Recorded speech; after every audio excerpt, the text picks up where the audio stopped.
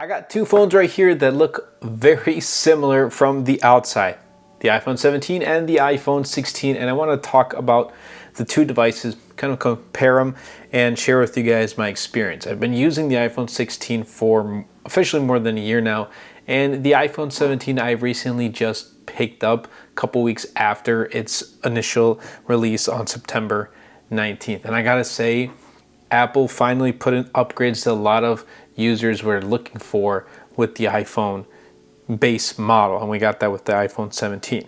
So starting things off with design, iPhone 17 and iPhone 16, taking a look, it looks essentially identical.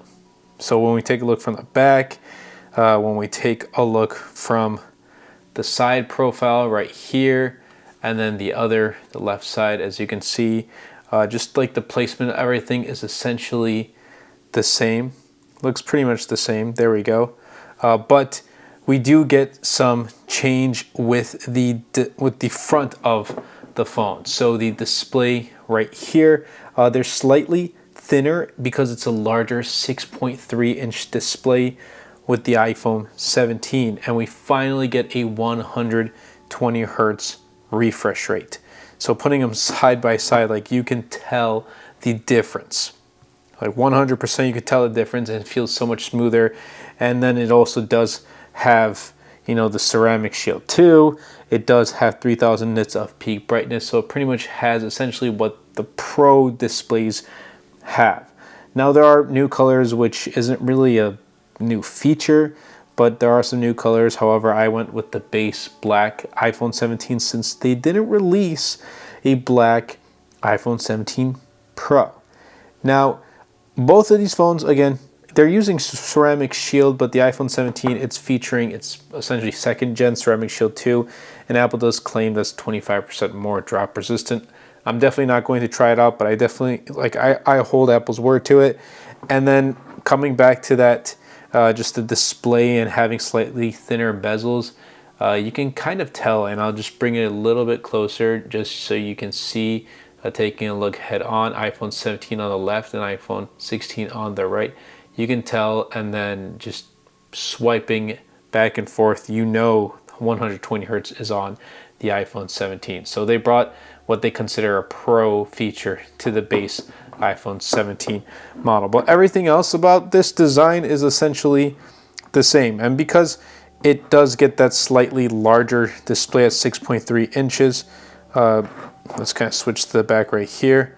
It is like ever so slightly like taller too, and just like putting it side by side, a little comparison, just like that. Ever so slightly larger, but this is like the new compact. 6.3-inch display size phones are the new compact. Kind of wish the iPhone mini was here, but it's not. When we get into the performance, there is definitely a performance boost because iPhone 17 has the A19 chipset versus the A18 with the iPhone 16. It's around 15% faster than the iPhone 16, and it's more power efficient, which does make sense.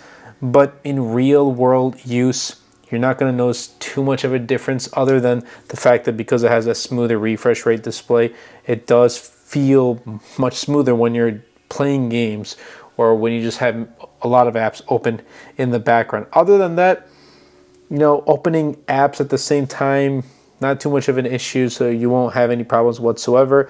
When it comes to both of them running iOS 26, I'll tell you this, I haven't come across any bugs yet with iOS 26 on the iPhone 17, but iPhone 16, yeah, it's been pretty rough. Like, it's not that responsive. It doesn't feel really snappy. Like, it just feels jittery and buggy. And it's kind of unfortunate. Like, this is still a new phone. Yeah, it's a year old, but it's not beat up or it's not in bad shape. Like, I used it really well. So it's kind of unfortunate that iOS 26 is struggling with a lot of older devices. So essentially, like, performance, while it does get, you know, a spec bump and a boost, is it worth upgrading? Probably not.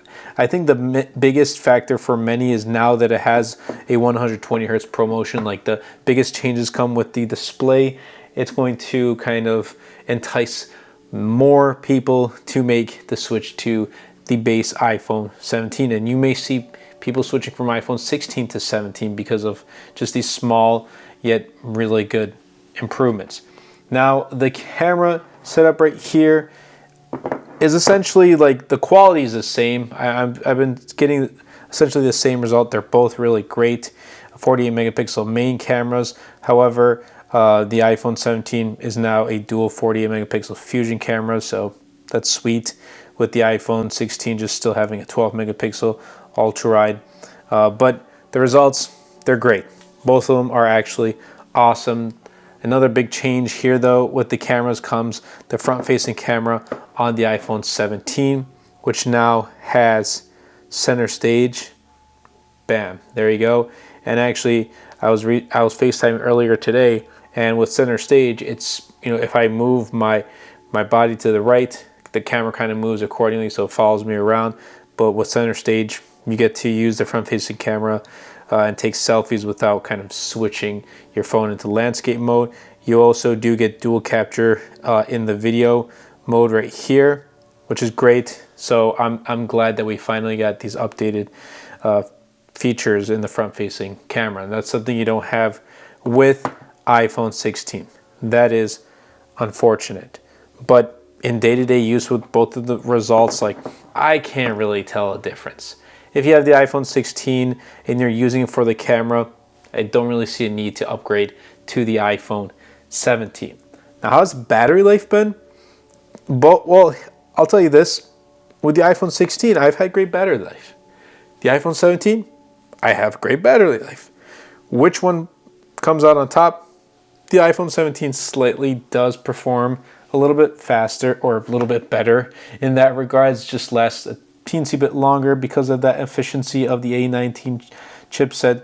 If I'm ending the day with the iPhone 16, ending the day with about 38 to 40% of battery life, I'm usually ending the day with iPhone 17 at about 45 to 50%.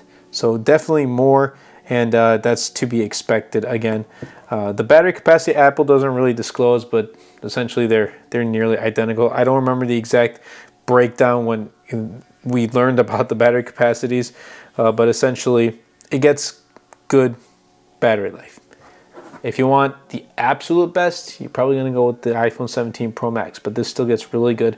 And it's pretty much the same with my iPhone 17 Pro. So I do like that. iPhone 17 Pro, maybe it's because I push it more to its limits. It doesn't last me as long, but this one has definitely lasted me pretty long.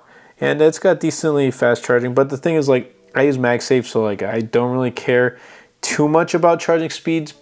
But then I also do, because there are some instances where I only have USB-C, and when I have an Android device that charges much faster, putting it and comparing it to an iPhone, it's not really fair, but hey, you're used to it, right? It's kind of unfortunate, but maybe we might see faster charging in the coming years ahead.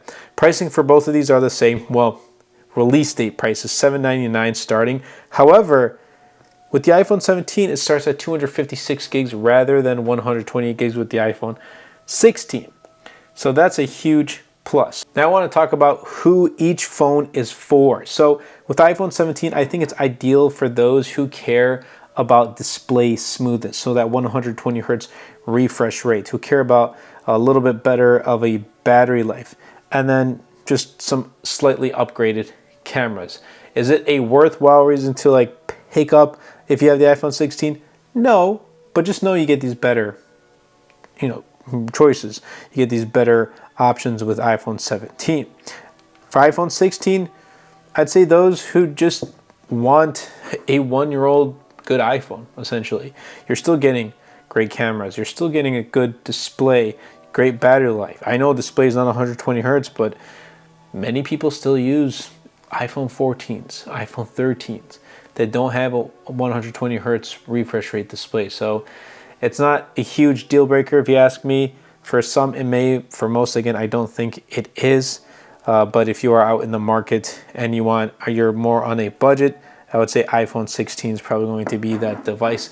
Year over year, yes, it's got good upgrades, but I don't see a difference or a reason for you to to jump from the 16 to the 17. But overall, obviously, like the clear winner here, which one is it? It's going to be iPhone 17. Like it does everything iPhone 16 does, but a little bit better. Makes sense, right? That's supposed to be what a successor usually does. Like it does better than its predecessor. So I'm happy with the iPhone 17, and I'm gonna test this against the Galaxy S25. But let me tell you something, Samsung, you better get your A game on with S26, because this is going to be very enticing for a lot of people. But I hope you guys did enjoy this video. If you guys did, definitely be sure to smash the like button, comment down below, and best of all, share this video, because it really does help out the channel out a lot and will help push my content out to more people. Definitely be sure to check out my latest wallpaper pack right here. It is called Vintage Flourish. Links will be in the description below. That's been it for me with the iPhone 17 and the iPhone 16. Let me know what you guys think about this black color on the iPhone 17. I'll catch you all in the next episode.